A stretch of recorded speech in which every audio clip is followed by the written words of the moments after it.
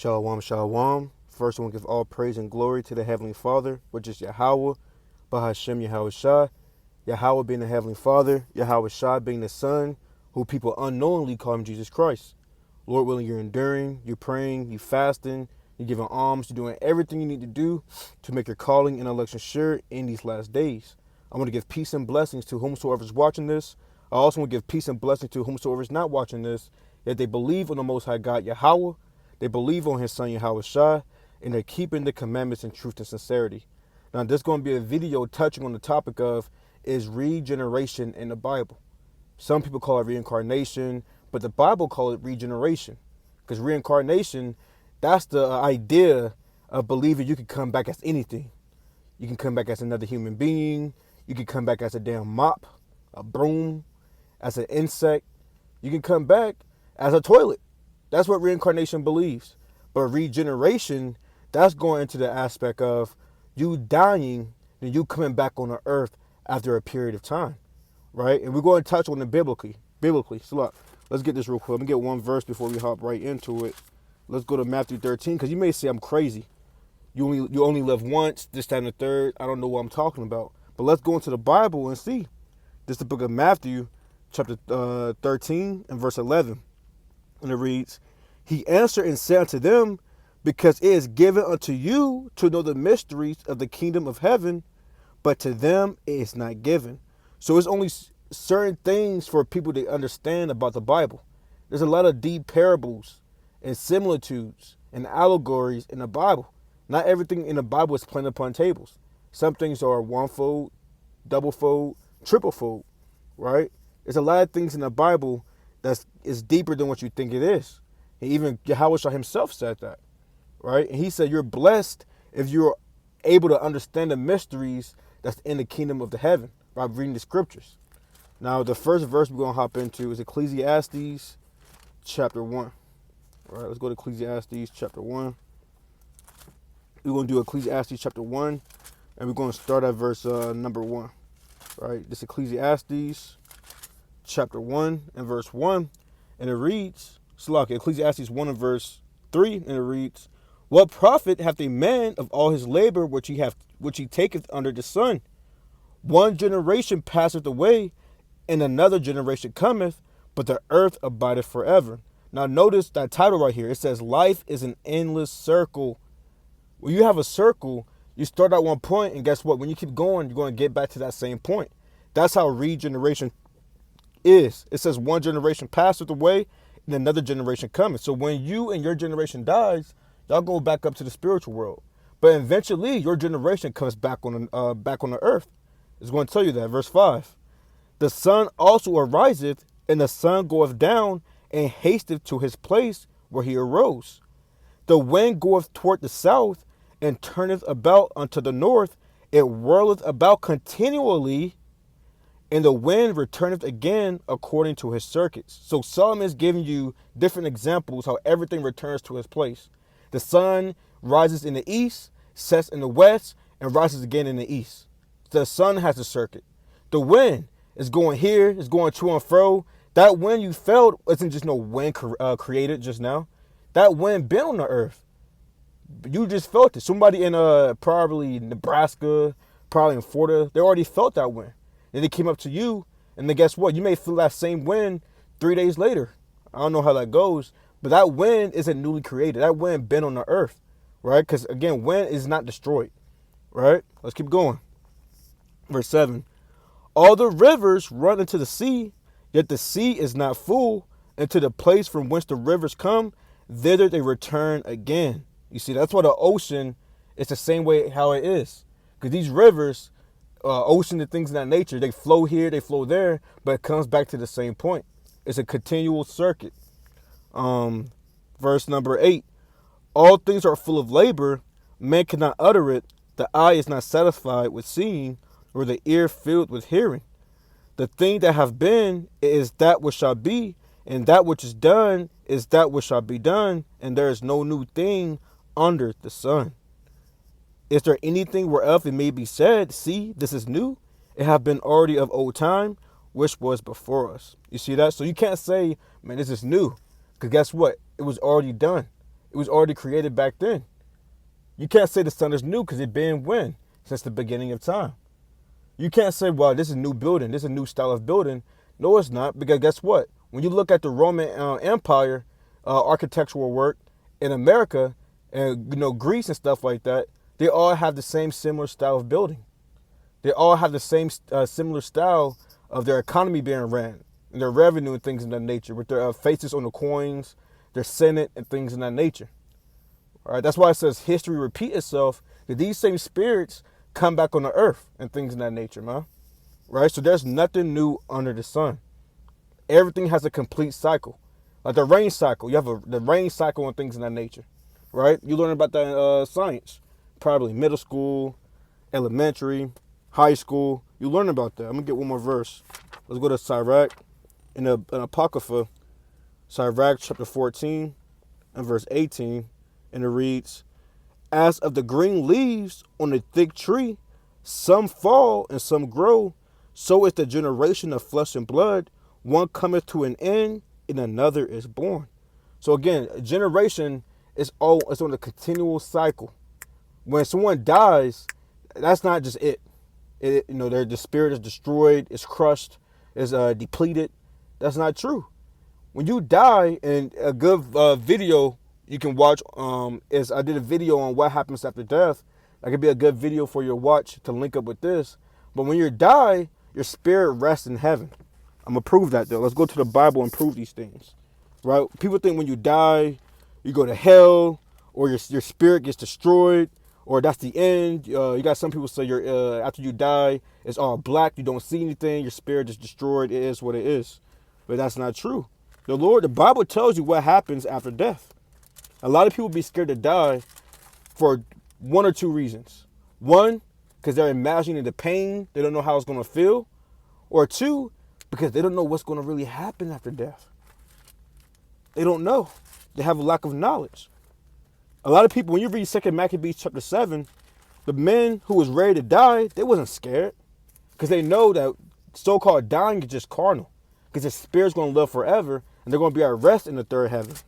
All right, let's go to Revelation chapter 6. I'm going to start at Revelation chapter 6, I believe, verse 9. This is Revelation chapter 6, and verse 9, and it reads, and when he had opened the fifth seal, I saw under the altar the souls of them that were slain for the word of God and for the testimony which they held. Now, this is going into the last days when Jacob's trouble happening, persecution on the saints happening, when Esau's going to go door to door and put the Israelites to death. But the thing is, it says they saw that John, he saw the under the altar the souls of them that were slain for the word of God. Now let's see what happened. Verse 10, and they cried with a loud voice, saying, how long, O Lord, holy and true, dost thou not judge and avenge our blood on them that dwell on the earth? And white robes were given unto every one of them, and it was said unto them that they should rest yet for a little season, until their fellow servants also and their brethren that should be killed as they were should be say try to take away the word. That shall be killed as they were should be fulfilled. You see, that's what the Lord told them, these people who were slain for the word of God in the spiritual world, that they should rest for a little season. So when you so-called die, you rest, your spirit rests for a little season. Let's get another precept on that. Let's go to Luke chapter 23 and verse 39. Don't think when you die, that's it. There's more than just this life, this carnal life, man. Where do you think you were before the world was began? Then Yahweh, did he say to the apostles that you were with me before the world in the beginning? What does that mean? Meaning Peter, James, John, their spirit was created before the earth, man. They was with Yahweh in the third heavens, right? But that's a different topic for another day, right? Let's go to Luke 23 and verse 39. And it reads, and one of the malefactors which were hanged railed on him, saying, if thou be Christ, save thyself and us. And it reads verse 40, but the other answering rebuked him, saying, dost not thou fear God, seeing thou art in the same condemnation? And we indeed justly, for we received a due reward of our deeds. But this man hath done nothing amiss. And he said to Yahweh, Lord, remember me when thou comest into thy kingdom. And Yahweh said unto him, Verily I say unto thee, today shalt thou be with me in paradise. So it shows you there's more than just this life right here. Christ told this man, you will be with him in paradise. Now, is Christ just up there just chilling? No, man. In Isaiah 64 and verse 4, it tells you don't know what's really going on. Well, let me get a precept, actually. A better one would be, a better precept will actually be 2 Corinthians chapter 12 and verse 1.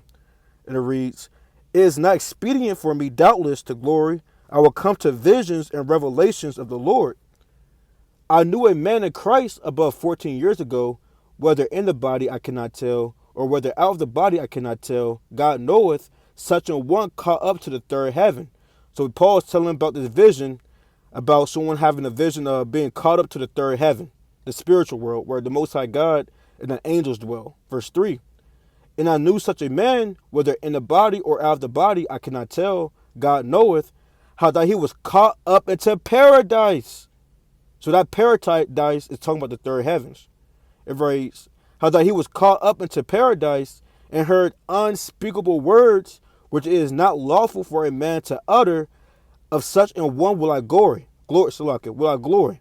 So Paul saw so much glory in things in the third heavens that it's unspeakable words. The same way how John tried his best to describe what's happening now, Paul was doing that with the third heaven. You can't describe what's in the third heavens, man, because it's so different. See, we know about these carnal things, about trees, phones, and things of that nature, but in the spiritual world is much more better up there, man, right? But the reason why I brought that out to show you that paradise, right, that's where the Most High God dwells. That's the third heavens. That's the spiritual world. Let's get another precept to show that your spirit goes up to rest where the Most High God dwells at. Let's go to, let me get two more. Let's go to 1 Samuel chapter 28. Right, 1 Samuel 28. So even Samuel, after he died, his spirit was at rest. This is 1 Samuel 28 and verse number 8. And it reads, And Saul disguised himself and put on other raiment, and he went, and two men with him, and they came to the woman by night. And he said, I pray thee, divine unto me by the familiar spirit, and bring me him up, whom I shall name unto thee. So Saul went to this woman with familiar spirits for her to, for lack of better words, conjure up Samuel from the dead. Now I'm going to jump down to verse 15. Verse 15, and it reads, I'll start verse 14. I'm going to start verse 13, slot. And it reads, And the king said to her, Be not afraid, for what sawest thou? And the woman said to Saul, I saw gods ascending out of the earth. And he said to her, What form is he of? And she said, An old man cometh up, and he is covered with a mantle. And Saul perceived that it was Samuel. And he stooped with his face to the ground and bowed himself.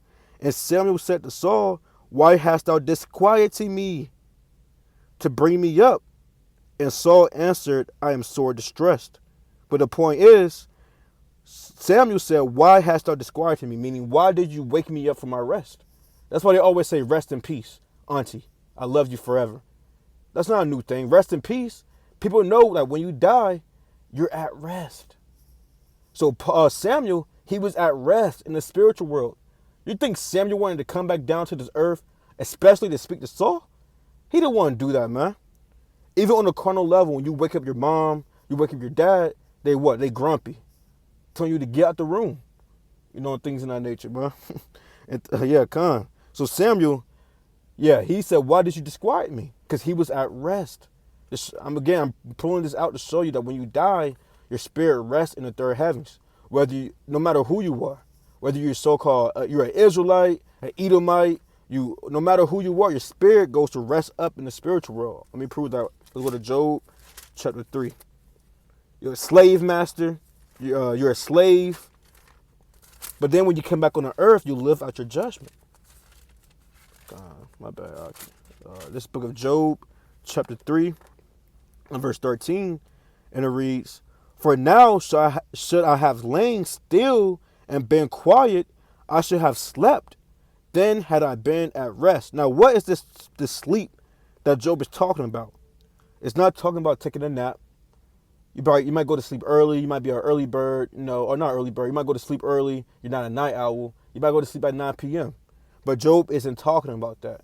Job, this rest is talking about him dying. Because when you read Job, he was going through a lot. Read Job chapter 3 and verse 1 on down.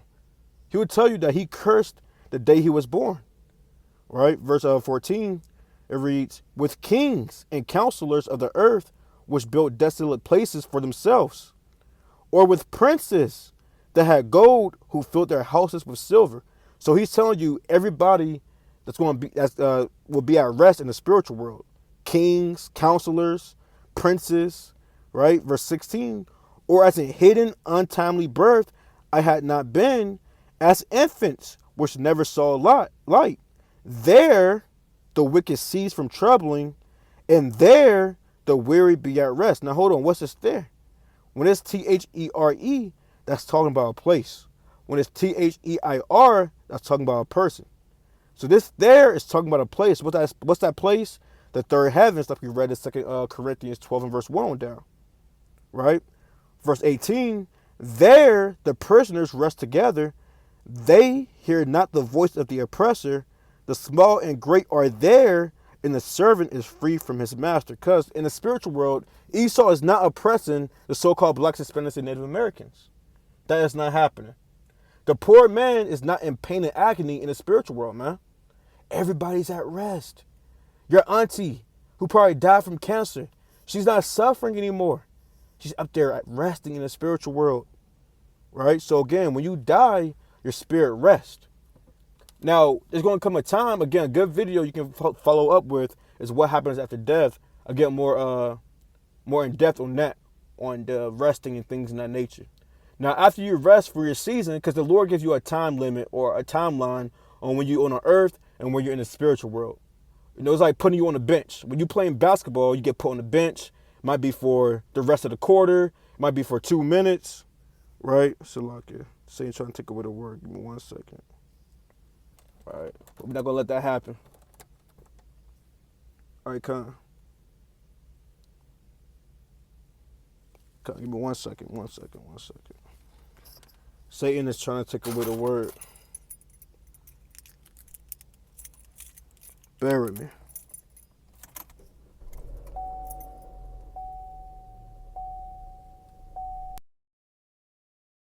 It's breaking loose. Okay, I think we're straight. Lord willing, everything's straight. Lord willing, right? But where was I? But like playing basketball, right? When you're playing basketball, so Satan tried to take away the word, but that's okay. The Most High God gonna prevail. We're gonna keep going, man. We in good spirits. But like I was saying before, I was rudely interrupted by Satan. When you're playing basketball, you might start off in the fourth quarter. That's the varsity. That's the starter, right? But then guess what? You got the bench probably around the second quarter, towards the end of the second quarter. They come in, they do their thing, right? Then when the bench gets tired, guess what? The starters, they get back on there, man, and finish the game out. Same thing how generations go and things in that nature. Your generation, y'all might be the last. See, right now we're the last generation. We're kind of finishing this thing off. But then you had the other generation, they kind of prepare everything, this, that, and the third. But guess what? Now we're back on this earth, and this is the last generation that the Lord's going to judge, right? Let's go to 2nd Esdras chapter 4 and verse 35, right? Let's go to 2nd Esdras 4 and verse 35.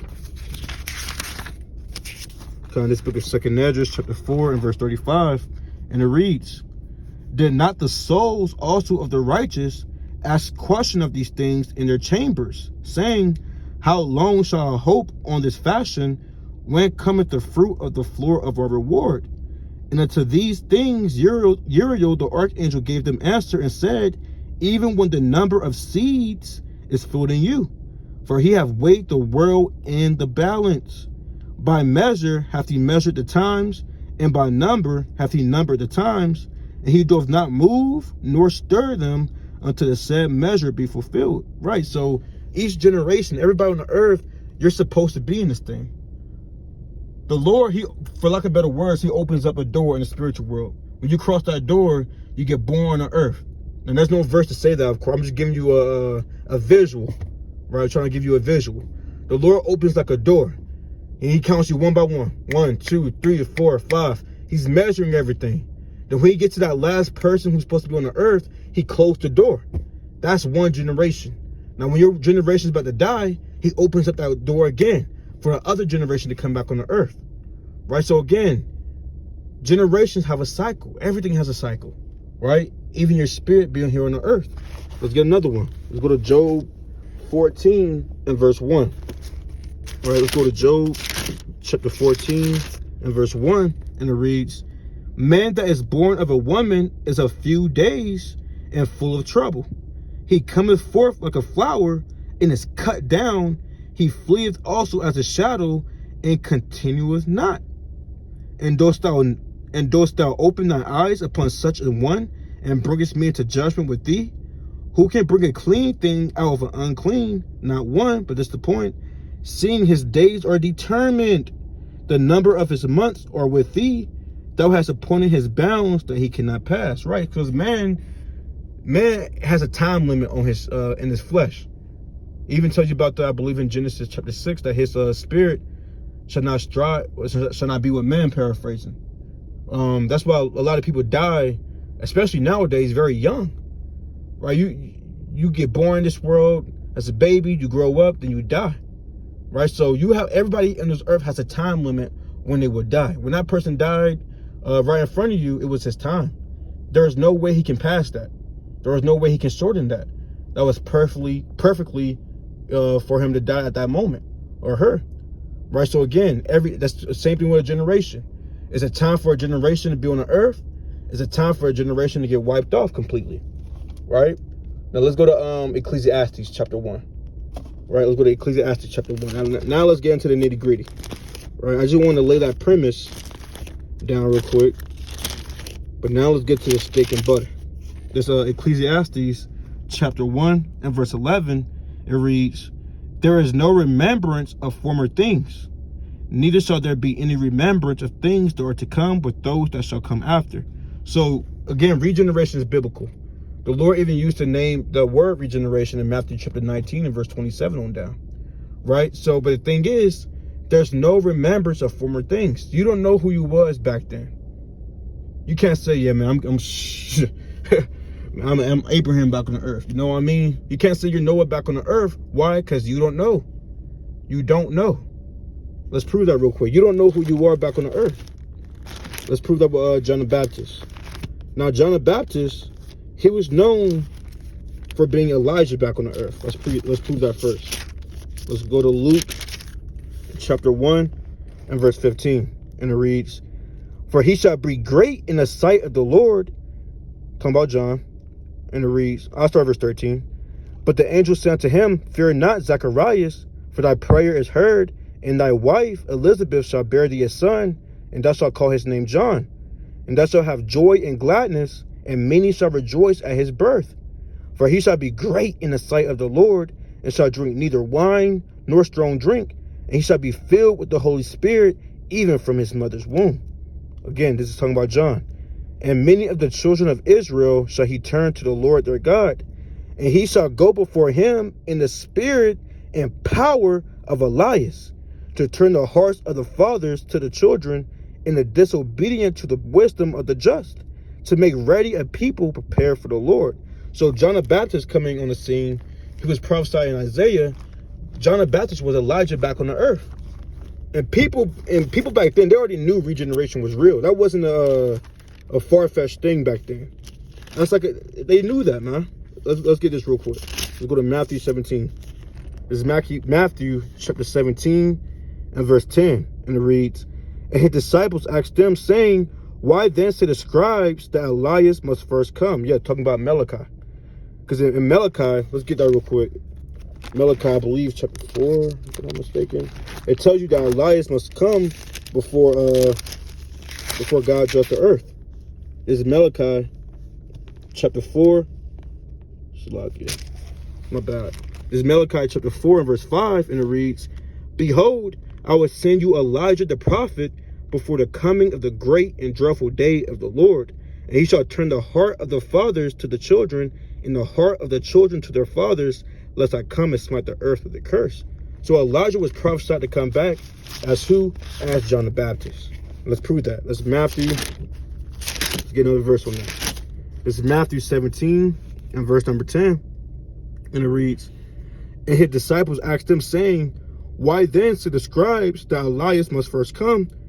And Yahweh shall answer and say unto them, Elias truly shall first come and restore all things. But I say unto you that Elias is come already, and they knew him not, but have done unto him whatsoever they listed. Likewise shall also the Son of Man suffer of them. Then the disciples understood that he spake unto them of John the Baptist. Because John the Baptist, they treated John the Baptist wrong, man. These Pharisees and things of that nature. The same way they did to Christ, they was doing that to John the Baptist, right? And you had Herod, who beheaded John the Baptist, man, right? They put him to death. So John the Baptist was Elijah back on the earth, right? So, but the reason why I bring that out, because again, in Ecclesiastes chapter 1 and verse 11, it tells you won't remember the former days. You don't know who you were. Now, we just witnessed that that John the Baptist was Elijah back on the earth. Even Christ said that. But let's see what John said. Let's go to John chapter 1. Let's see if John knew that he was Elijah back on the earth. This is the book of John chapter 1. And we're going to start at verse 19. And it reads, and this is the record of John when the Jews sent priests and Levites from Jerusalem to ask him, who art thou? So these priests, these Levites, they came to John and asked, man, who are you, man? Who are you back on the earth? Verse 20. And he confessed and denied not, but confessed, I am not the Christ. Because you had people back then who thought John the Baptist was Christ. Verse 21. And they asked him, what then? Art thou Elias? And he saith, I am not. Art thou that prophet? And he answered, no. But hold on. We just read that Elijah, John the Baptist was Elijah back on the earth. Even Christ said that. So why, when they asked him, art thou Elias? And he saith, I am not. Is he lying? No, because he don't know. He don't know he's Elijah back on the earth. So for whoever's watching this, you may be somebody back on the earth. You could be David back on the earth, brother. You could be Daniel back on the earth, brother. Sister, you may be Sarah, Tabitha. You may be Mary, Miriam.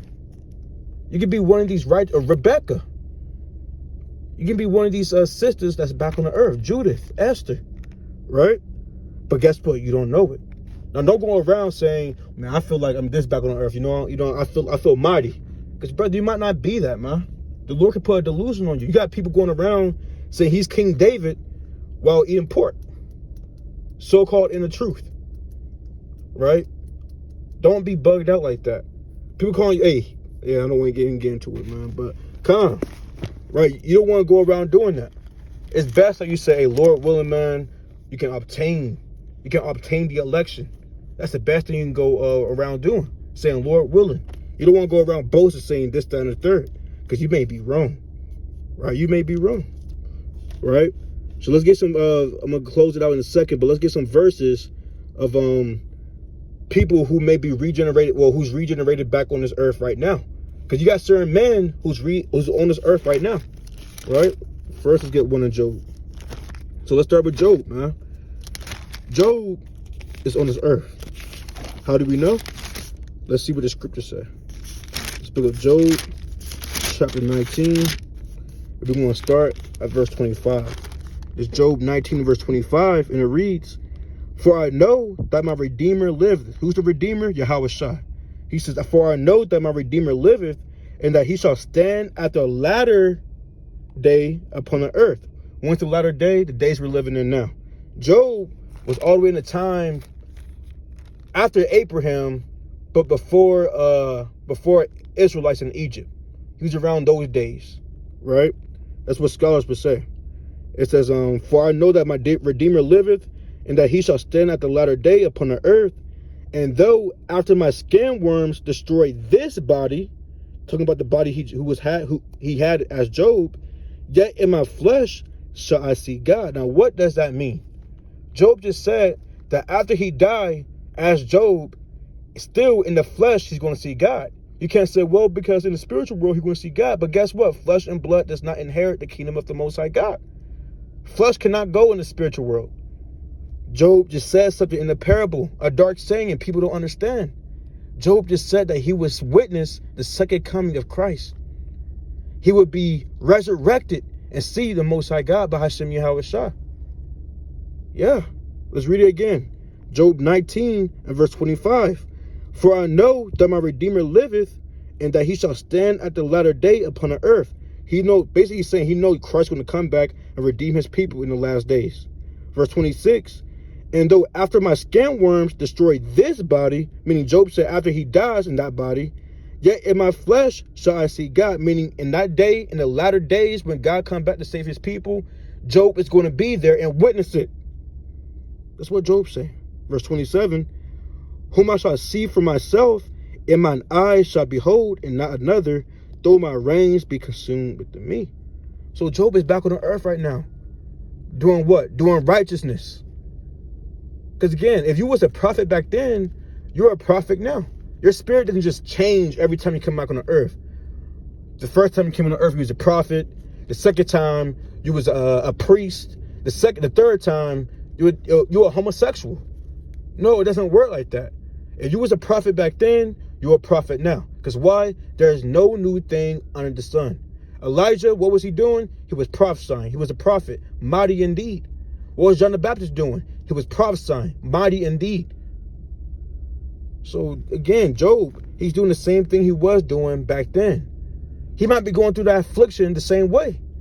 He probably lost his credit cards, his bank account closed, got in a car wreck, his kids died, lost his car. Car came in, the repo car came and repoed it, got put out his house. Job may be living under the bridge, man. Reading the Bible in the tent with his wife, telling him, man, just deny the Lord. You see what happened? We used to live good. We had a Mercedes-Benz. We lived in a good neighborhood. Now we in Atlanta living under the bridge. That's what she might be saying. But guess what? Job is not going to curse the Most High God. Because why? It's in his spirit not to. Because he didn't do it last time. You see that? Let's get another person. Let's go to Daniel. Let's go to Daniel chapter 12. So we went over one part. And there's many more that I have written down. But for time's sake, I'm at work right now.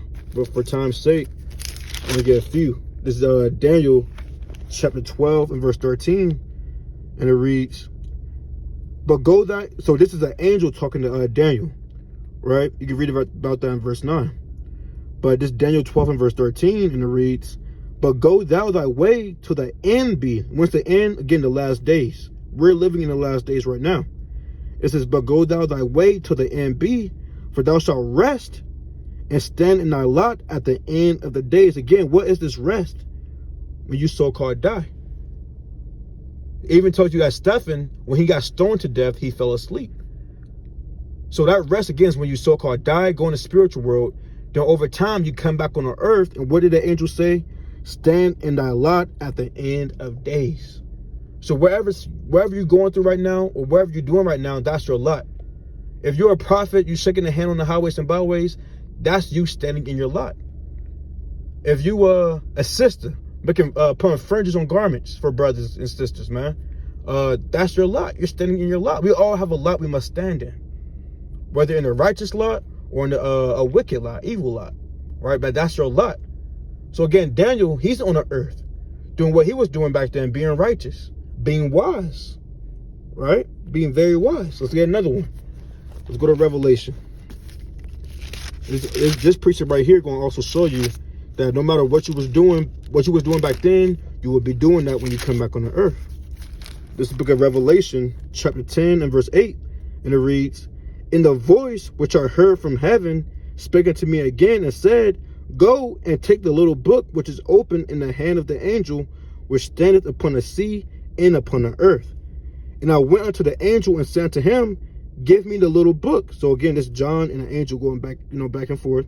And he said unto me, take it and eat it up, and it shall make thy belly bitter, but it shall be in thy mouth sweet as honey. talking about the Bible. Verse 10, and I took the little book out of the angel's hand and ate it up. And it was in my mouth, sweet as honey, but as soon as I had eaten it, my belly was bitter. But this is the point, verse 11, and he said unto me, thou must prophesy again before many peoples and nations and tongues and kings. Now around this time, the apostle John, he was exiled to the island of Patmos. Yeah, he was exiled, man. After this, he didn't go back out to teach. That was kind of the end for him. Let's get this real quick. This is the book of Revelation, chapter 1 and verse 9, and it reads, I, John, who also am your brother and companion in tribulation and in the kingdom of impatience of Yahweh Shah HaMashiach, was in the isle that is called Patmos for the word of God and for the testimony of Yahweh Shah HaMashiach. And scholars would say this around 90-something AD, like 96, around there. But so John was already very old, about to give up the ghost and things of that nature. So he didn't go back out to prophesy against many kings and nations and things of that nature. That's not documented. But guess what? Because the angel told him that when he come back on the earth, after he give up the ghost, his spirit going to rest for a little season, he will be back on the earth in the last days to do what? To teach, to prophesy against many kings and nations. So John, the apostle John's back on the earth. Peter's back on the earth. James back on the earth. Because guess what? This generation we're living in now is the same generation Yahushua was in. This is the very wicked generation, man. I'm gonna get this precept real quick to validate that, man. This is the generation that Christ called generation of vipers. Because when you look at people nowadays, people are so wicked nowadays, very evil. This is Matthew 12 and verse 34, and it reads, O generation of vipers, how can you be evil, speak good things? But the point I want to harp on, old generation of vipers, how can you be evil, speak good things? So again, this is the generation that Christ was talking about 2,000 years ago. That's why Christ would come back in what? This generation to judge this generation.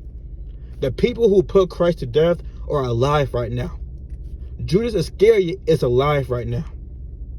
Peter, James, John, they're alive right now. You see what I'm saying? Let me get a precept before. This is Matthew chapter 19 and verse 28. And it reads, and Yahushua said unto them, verily I say unto you, that ye which have followed me in the regeneration, when the Son of Man shall sit in the throne of his glory, ye also shall sit upon 12 thrones, judging the 12 tribes of Israel. And he told that to who? The apostles. But nevertheless, let's get a few more. Let's get 2 more verses real quick. Let's go to 2nd Esdras chapter 16. Bear with me. All right, let's go to 2nd Esdras chapter 16 and verse 17. Now, when you read 2nd Esdras 16, it's going to what's going to happen in the last days. The 2nd Esdras chapter 16 and verse 17, it reads, woe is me, who would deliver me in those days? So Esdras, he's seeing all these things that's going to come and pass in the last days. Esdras said, who's going to deliver me in those days? Why would Esdras say that? Because Esdras, known as Ezra, he knew that he would be back on the earth in those days. That's why he's asking, who's going to deliver him in those days? Yeah, so Esdras, he's back on the earth. Doing what? Being a priest on a spiritual level, man. Teaching the people. It tells you when you read Ezra chapter 7. Let me just get it real quick. All right. Let's go to Ezra. All hell breaking loose. Bear with me. Let's go to Ezra chapter 7 real quick. It even tells you that he prepared his heart to teach the people. That's what he's doing now. It's Ezra chapter 7. I believe it's 9. 10. Salat. Ezra chapter 7 verse 10. For Ezra had prepared his heart to seek the law of the Lord and to do it and to teach in Israel statutes and judgment. That's what he's doing now. He's fasting. He's praying. He's seeking wisdom. He's having dreams. He's teaching the people of Israel. Because again, whatever you was doing back then, that's what you're doing now. If you're being wicked now, that's what you was doing back then. If you're showing love to your nation, that's what you was doing back then. Because why? There is no new thing under the sun. Let me get one more. Let's go to 2nd Esdras chapter 1. Right? Let's go to 2nd Esdras chapter 1 and verse 37. It's a lot. Bear with me. God, this is the book of 2nd Esdras chapter 1 and verse 37. And it reads, excuse that handwriting. 2nd Esdras 1 and verse 37.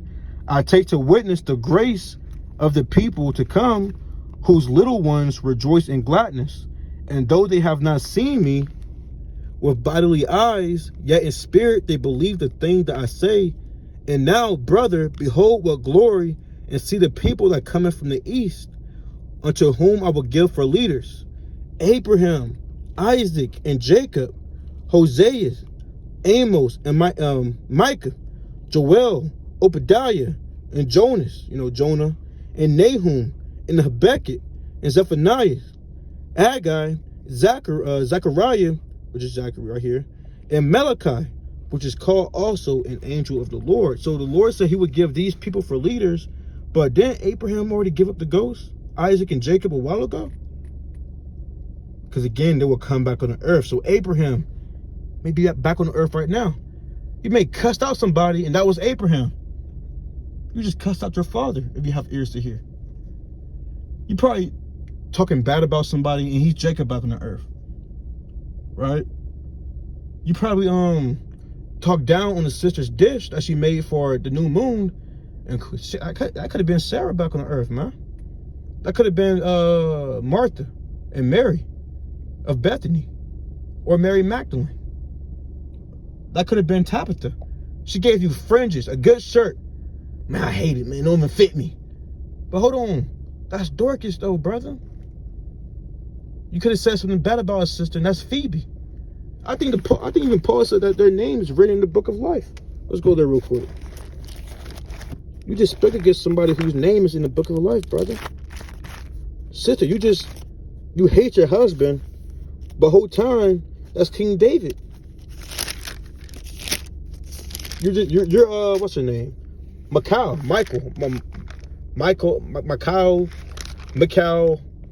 Saul's daughter, right? You Saul's daughter back on the earth. She's being wicked, right? Bear with me. Philippians chapter 4. Philippians chapter 4 and verse 2. I beseech Euodias and I beseech Syntyche that they be of the same mind in the Lord, and I entreat the Slakia. And I entreat thee also, true yoke fellow, help those women which labor with me in the gospel, with Clement also, and with other my fellow laborers, whose names are in the book of life. You see that? So these people who back on the earth right now, Moses, how can we forget Moses? Moses back on the earth, most likely, man. You walking all over him because he's so meek, he's so humble. You might be dating Abraham, saying, who are you? Who you think you are? Guess what? Moses, he's not going to fight against you because he's not in his spirit. He's a meek man. You see that? So again, we all, even myself, got to watch how we think about people, talk to certain people, because you never know who you're talking to. Because again, I always tell brothers, someone has to be under Yahushua. You got the Most High God in the kingdom, the Most High God, you got Yahushua, and who's going to be right under him? Who's Peter back on the earth? Do not disrespect Peter, man. That's why it's important that you treat brothers with that respect, that love. Love thy neighbor as thyself. Because again, you never know who you are speaking to. So Lord willing, that was edifying. I'm going to give a koholoyim, Yahweh, Bahashem Yahweh Shah, Barakatah Yahweh, Barakatah Yahweh Shah. Peace and blessing to the 12 tribes scattered abroad. Shalom.